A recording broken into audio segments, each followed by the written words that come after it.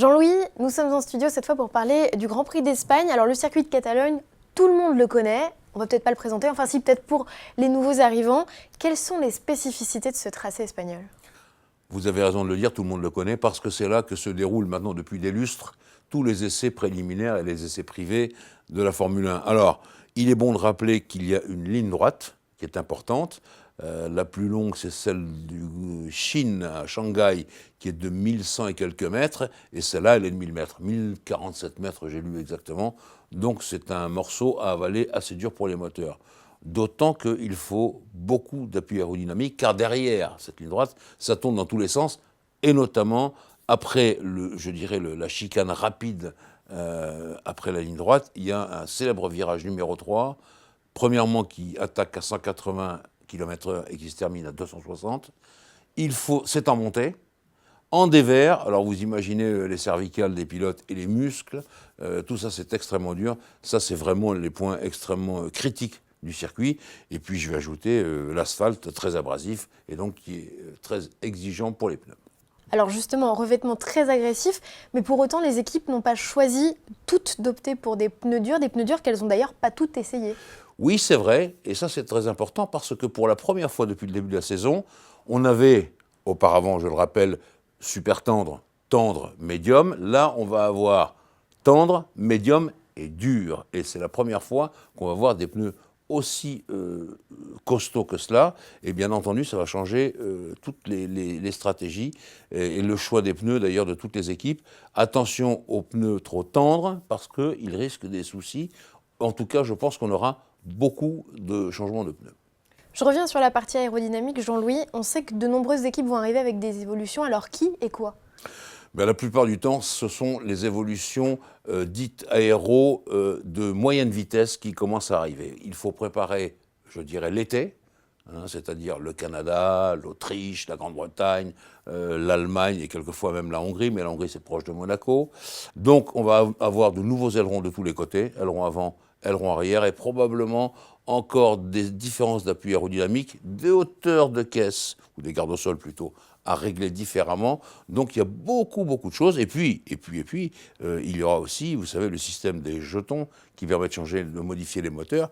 Et là, je crois que toutes les équipes vont s'en servir parce que, je le répète, il faut du moteur pour vraiment bien marcher à Barcelone. Bon Jean-Louis, sincèrement de vous à nous, qui peut remporter ce Grand Prix d'Espagne selon vous? Qui est le mieux armé pour briller en Espagne? Ça, c'est la question la plus difficile de la journée. Parce que moi, j'ai en mémoire les essais de Barcelone. Il faut quand même y penser. Alors, à Barcelone, fiabilité numéro 1, Mercedes. Ils ont bouclé les tours à cadence rapide. Et on sait très bien qu'ils sont placés actuellement en tête du championnat du monde par les pilotes et pour les constructeurs, évidemment, de loin devant tout le monde. Mais je me rappelle tout de même que Ferrari avait fait les meilleures performances absolues. On va même voir les choses en face, même si c'était en pneu ultra tendre. Et puis je ne néglige pas Williams, parce que les Williams Mercedes, non contentes d'avoir un moteur Mercedes, elles ont aussi beaucoup roulé aux essais de Barcelone avec des pneus durs, et notamment les pneus médiums. Elles ont été quasiment les seules voitures à faire des gros relais avec les médiums. Donc ça peut, à mon avis, les mettre dans le coup pour le podium sûrement, et pourquoi pas pour la victoire. Donc je ne peux pas répondre à votre question, mais je pense que ce sera autour de ces trois équipes.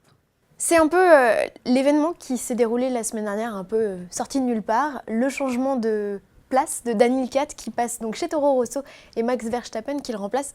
C'est surprenant, qu'est-ce qui se passe chez eux? On marche sur la tête un peu? Pas tout à fait surprenant parce que c'est une punition. Il faut quand même voir les choses en face.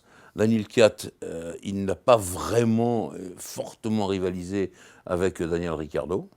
Il a fait des grosses bêtises en Russie, où finalement, d'ailleurs, les Red Bull Renault n'ont marqué aucun point. Ce qu'il a fait en Russie à Vettel a été visible par tout le monde. Donc tout ça, ça fait très mauvais genre. C'était le bon moment de prendre une décision pour Verstappen, puisque après tout, il trépigne d'impatience avant d'aller chez Red Bull. Eh bien voilà, il va y aller. On va voir ce qu'il vaut. D'ailleurs, il a dit qu'il avait eu du mal à s'endormir. Donc il sait très bien que c'est un rendez-vous qu'il ne peut pas manquer. Important aussi. Donc voilà, moi, à mon avis, c'est un juste retour des choses. Et puis, c'est le signe pour Kvyat que si Verstappen marche très bien à Barcelone, Kvyat, il aura du souci à se faire pour l'avenir.